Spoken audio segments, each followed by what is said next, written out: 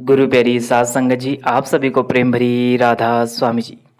सात संगत जी, जैसे कि आप सभी जानते हैं जी कि हमारे प्यारे बाबा जी इन दिनों अलग अलग सेंटरों पर यानी कि छोटे छोटे सेंटरों पर जाकर संगत को दर्शन दे रहे हैं और संगत के साथ बड़े ही प्यारे प्यारे सवाल जवाब भी किए जा रहे हैं जी।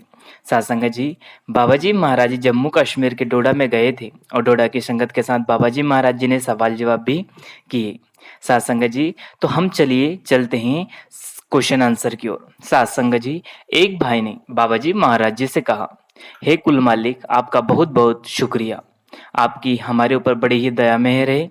तो बाबा जी महाराज जी ने समझाया, बेटा मेरी कोई कृपा नहीं है, ना ही कोई मेरी दया मेहर है, मैं भी आप जैसा ही इंसान हूँ।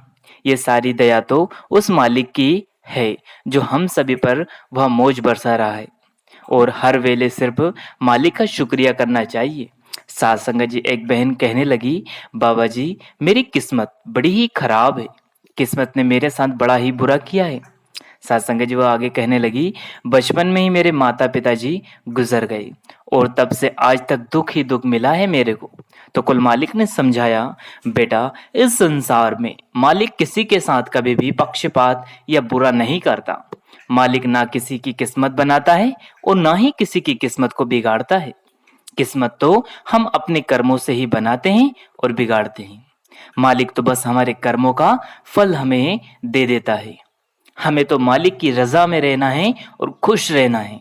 मालिक जिस भी हाल में रखे उसका खुश होकर हमें रहने की कोशिश करनी चाहिए।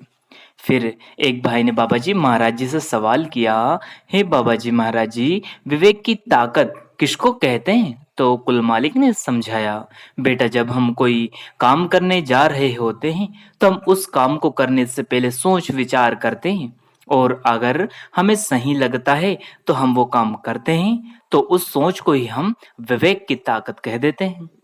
और ये ताकत मालिक ने सिर्फ इंसानी जामे को बख्शी है। इसलिए हमें मालिक की इस बख्शिश का इस्तेमाल सही जगह और सही कर्मों में करना चाहिए।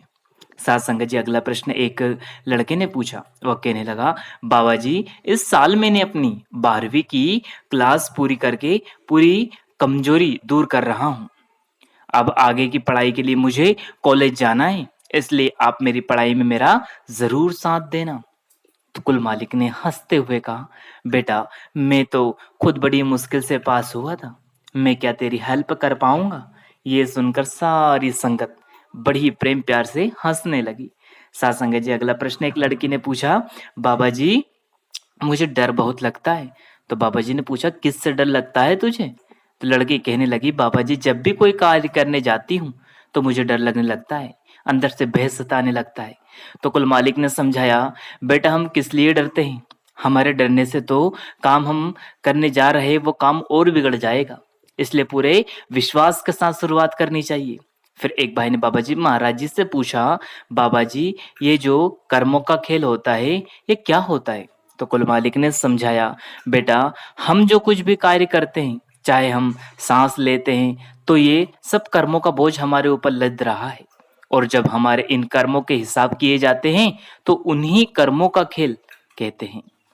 सात संगत जी, आगे कहते हैं, कुछ कर्मों को तो भजन सिमरन के द्वारा हम खत्म कर सकते हैं, लेकिन कुछ कर्म इंसान इतने भारी कर्म हो जाते हैं उनके ऊपर कि जिनका हिसाब करना बहुत मुश्किल हो जाता है और फिर हमें मुक्ति भी नहीं मिल पाती। फिर एक लड़की ने बाबा जी महाराज जी से कहा, बाबा जी मेरे पापा की मृत्यु यानी कि डेथ हो गई थी और मुझे मेरे पापा सपने में दिखाई देते हैं, जिससे मैं डर जाती हूँ। तो बाबा जी ने समझाया, बेटा सपने का मतलब होता है कि झूठ। सपने तो हमें बहुत सारे आते हैं, लेकिन जब हम सुबह उठते हैं तो हमें समझ आती है कि यह तो सिर्फ एक स्वप्न था और हम कुछ देर के बाद उस सपने को भूल जाते हैं। लेकिन कई बार हमारे मन पर किसी चीज का इतना प्रभाव पड़ जाता है कि जब वो चीज सपने में दिखाई देती है तो हम कभी कभी बहुत खुश हो जाते हैं, तो कभी कभी बहुत परेशान यानी कि डर भी जाते हैं। ये सब हमारे मन पर पड़े हुए ये प्रभाव होते हैं, इसी के कारण हमें ये स्वप्न आते हैं। इसलिए सपनों का सपना समझकर भूल जाना चाहिए बेटा। तो सत्संग जी, ये देखिए आज के ये कुछ सवाल जवाब थे जो बाबा जी महाराज जी ने कश्मीर के एक छोटे से शहर डोडा में किए थे। आपसे विनती है कि अगर यह वीडियो आप जी को पसंद आया हो तो वीडियो को लाइक करें, शेयर करें और चैनल को सब्सक्राइब करके बेल आइकन को प्रेस कर ले, जिससे कि आपको ऐसे वीडियो मिलते रहें जी। अंत में आप सभी को प्रेम भरी राधा स्वामी जी। शुक्रिया। फिर मिलते हैं किसी और वीडियो में। तब तक आप जी अपना और अपनों का ध्यान रखें। Take care.